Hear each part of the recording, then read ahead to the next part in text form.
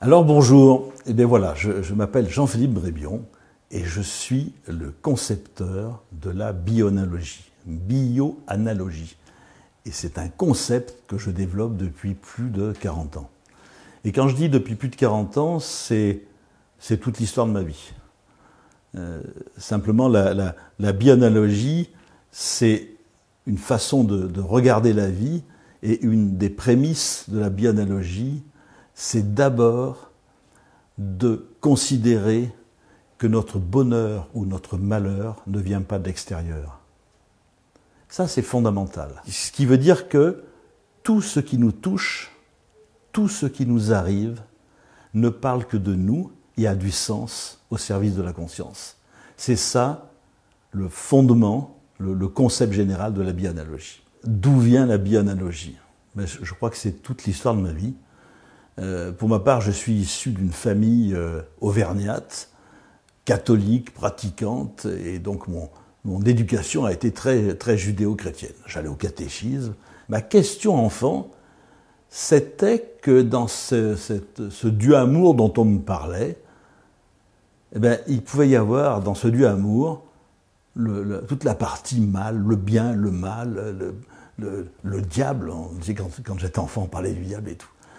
Et c'était vraiment une incompréhension pour moi qu'on puisse séparer le ciel et la terre, qu'on puisse séparer, il y a une vie sur terre et puis il y a une vie dans l'au-delà. Enfin voilà, c'était quelque chose que je comprenais pas et moi je me sentais pas séparé de cette nature, de ce Dieu amour dont on parlait. À côté de chez nous, il y a un homme qui était très connu, un jésuite qui s'appelait Teilhard de Chardin. Et il y avait donc à la maison un livre de Teilhard de Chardin, et j'ouvre ce livre, j'avais 10 ans, 12 ans, même si je ne comprenais rien de ce qu'il écrivait, je tombe sur une phrase, « La vie est expérimentation ». Et là, mais je ne sais pas comment nommer la joie que ça a pu me donner, qu'un homme d'église dise « La vie est expérimentation », alors que cette phrase n'avait plus rien à voir avec ce qu'on m'apprenait au catéchisme, hein, où on m'apprenait le bien, le mal, il y a une voie à suivre, très bien. Et je crois que c'est une des premières fois où j'ai senti que, oui, c'était ça. Pour moi, la vie, c'était ça. Dans mon parcours, après, j'ai donc fait des études paramédicales, de kiné. Je suis kiné, ostéopathe, je fais de la médecine chinoise. Et ce qui m'a toujours intéressé, c'est de voir que tous nos symptômes, toutes nos pathologies, en fait, parlent de nous, et ne sont pas une fatalité, ce n'est pas quelque chose qui nous tombe du ciel, parlent de nous et témoignent d'une richesse, de quelque chose que nous n'avons pas intégré.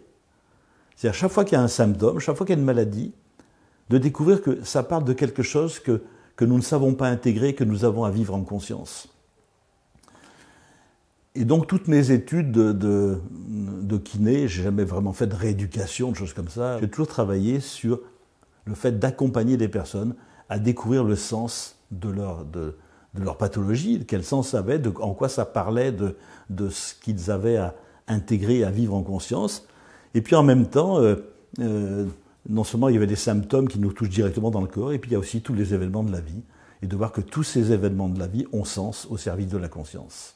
Alors maintenant, j'aimerais vous parler de quelque chose de très particulier. C'est ce que j'ai appelé l'inconscient universel. Quand je parle d'inconscient universel, je ne parle pas de l'inconscient psychique que nous avons, que nous connaissons tous, développé par Jung, par Freud, etc., etc. Non, non, cet inconscient, c'est la structure même de toute existence. Alors, je vais vous donner un petit exemple. Vous savez tous ce que c'est qu'un courant d'air. Un courant d'air, c'est un mouvement entre du chaud et du froid. Et je vous pose la question, est-ce que le chaud existe seul?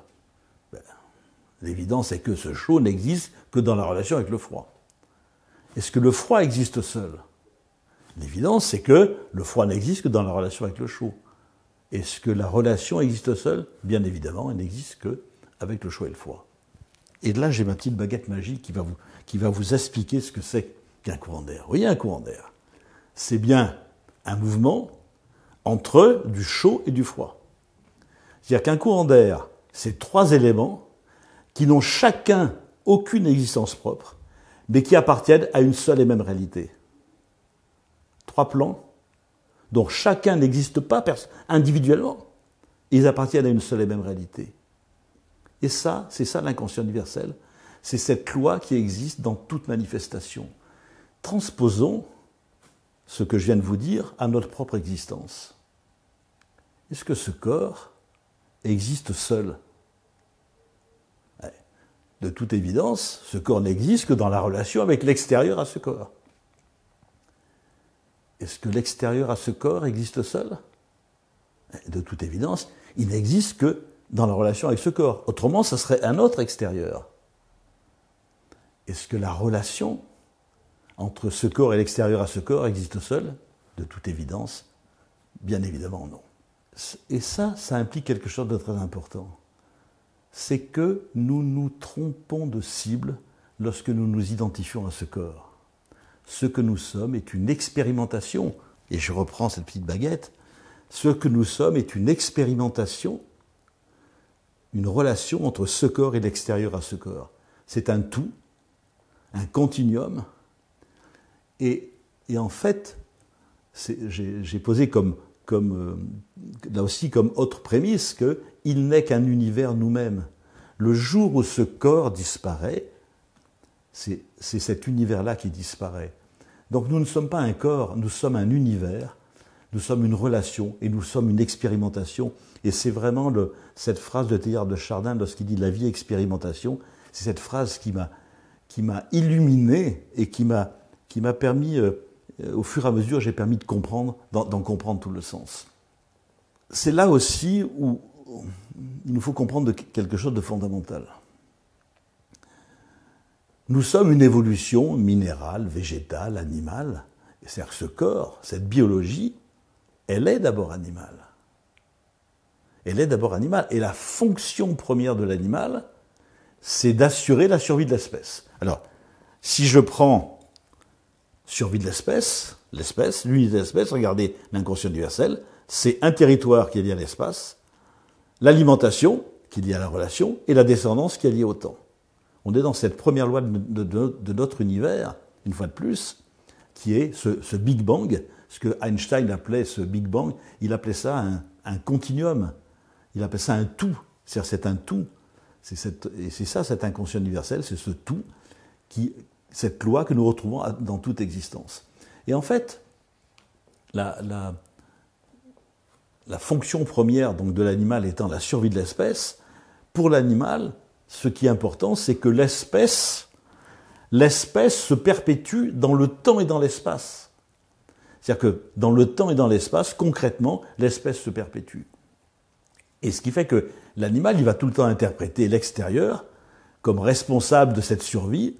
Est-ce que oui ou non, ça va assurer le territoire, l'alimentation ou la descendance?